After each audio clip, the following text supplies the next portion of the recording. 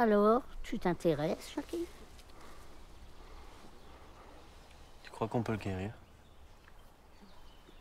Non, doucement. Voilà. Alors Jackie Caillou, c'est l'histoire d'un jeune homme qui apprend les pouvoirs magnétiques de sa grand-mère dans un petit village, dans une montagne isolée, quoi.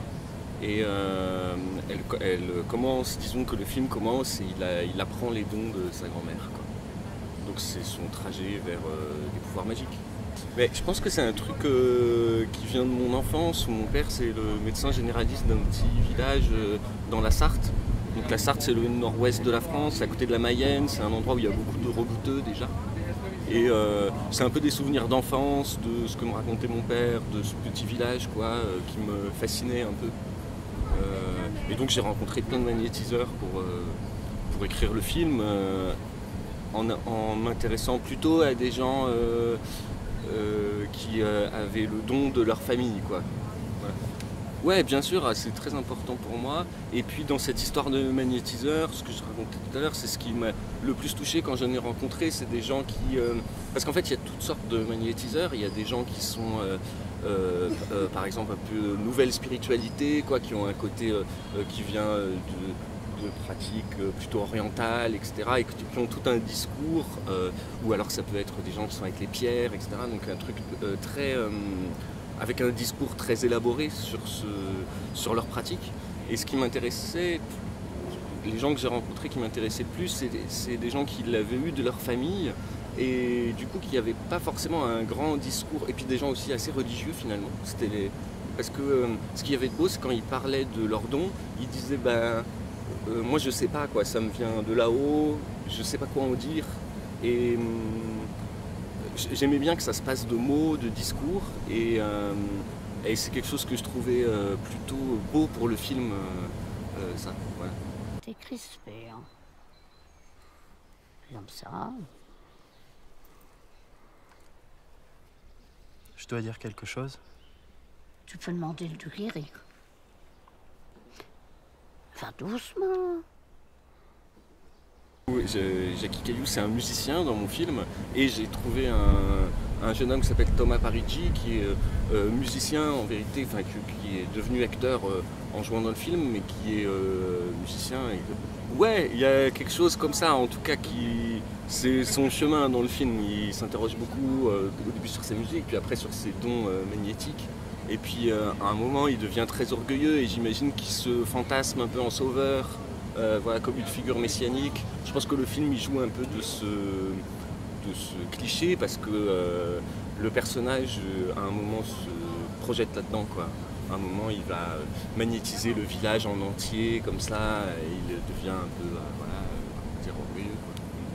Alors en fait c'est un film où le casting est très mélangé, donc il y a trois acteurs professionnels. Il y a Lou Lampros qui joue Elsa, il y a Jean-Louis Couloc qui joue son père dans le film, et il y a Jean-Marc Ravera qui joue le maire.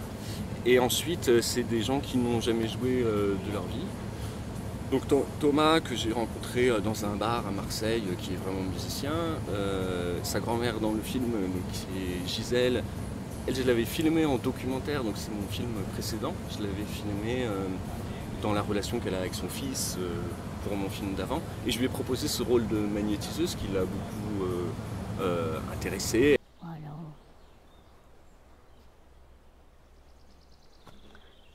T'as pas de sensualité, hein.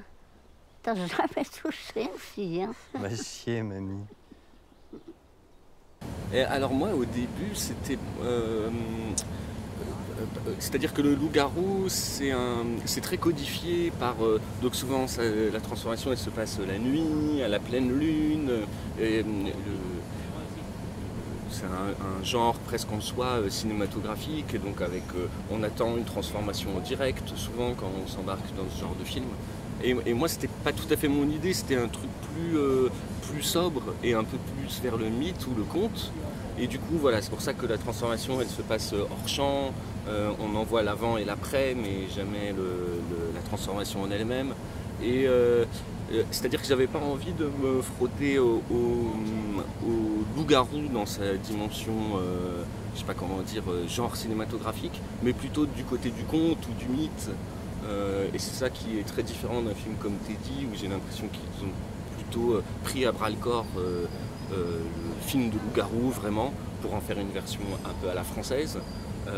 Là c'est plutôt un conte ou voilà, un récit d'apprentissage un peu comme ça. Alors ça c'est lié à l'écriture avec le loup. Il me fallait, comme j'avais écrit avec un loup, il me fallait un paysage de montagne où il y a des brebis, des éleveurs pour faire exister ce loup, le danger que ça peut représenter. Et du coup j'ai moi beaucoup circulé en voiture et un jour je suis arrivé dans un petit village qui s'appelle Allons, qui est dans les Alpes de Haute-Provence, et qui m'a tout de suite beaucoup plu parce que donc dans les Alpes il y a beaucoup de l'architecture des villages, c'est soit donc à cet endroit-là c'est soit la Provence, donc c'est les toits en tuiles, voilà un peu ce qu'on connaît, les rues pavées, etc. Soit alors plus en altitude ça va être des chalets en bois, etc. Et ni l'un ni l'autre ne parvenait un peu à m'exciter vraiment pour ce film. Et quand je suis arrivé à Allons, ce que j'aimais beaucoup, c'est que c'est un village de briquet de broc, donc c'est-à-dire qu'il y a des maisons qui font très provençal, il y en a d'autres où c'est des toits en tôle, il y en a d'autres où ça fait plus chalet, mais tout ça est assez mélangé finalement. Et puis, et je sais pas, je pense que ça me rappelait un tout petit peu, bon, ce que je disais, c'est que je viens de Sarthe, encore une fois, quand on arrive dans cette vallée, il y a des tags partout, stop au loup, mort au loup. Donc c'est un endroit où les gens ils souffrent beaucoup des attaques de loups. Non seulement parce qu'ils se font manger leurs bêtes, les éleveurs, quoi, et qu'évidemment ils n'aiment pas ça, mais aussi parce que ils se sentent un peu humiliés, quoi, parce que ils disent parfois que avant moi mon père par exemple gagnait, enfin les éleveurs disent mon père gagnait sa vie avec la viande qu'il fabriquait, quoi. Et maintenant on gagne notre vie avec les subventions qu'on nous donne parce qu'on se fait manger des bêtes, donc il y a un truc un peu humiliant, puis en plus qui vient de, pour rien arranger, qui vient d'Europe, de Paris, tout ça. Donc c'était très présent. Et évidemment que pour un film bien à loup, bah, c'est mieux que les gens sachent de quoi on parle. Bah, alors avec Clément, on s'était dit assez tôt que la musique du film, donc extra-digétique, quoi, disons celle qui n'est pas à l'image, ça devait être la musique du personnage. Donc on a cherché quel serait l'instrument qui permettrait de faire ce lien entre la musique qu'on le voit jouer et la musique qu'on entend dans le film. Et assez rapidement, ce que Clément avait trouvé, c'était donc cet instrument, c'est un clavier dans lequel on souffle, j'ai oublié le nom. Et donc ça permet de faire un lien entre toutes ces musiques qu'on entend. Et puis il y a aussi, dans le film s'ouvre, j'avais dit, il enregistre des sons à l'intérieur de sa maison. Et donc il y avait aussi l'idée, en plus de cet instrument, qu'il fasse des sons avec des sons qu'il a enregistrés, quoi. Ça, et puis le thérémine, c'est-à-dire cet instrument qui réagit aux ondes du corps. On approche ta main et ça fait un son différent, etc. Voilà, ces trois instruments, ça permettait de construire toute la musique du film et de faire ce lien entre ce qu'on entend et ce qu'on entend et ce qu'on voit jouer.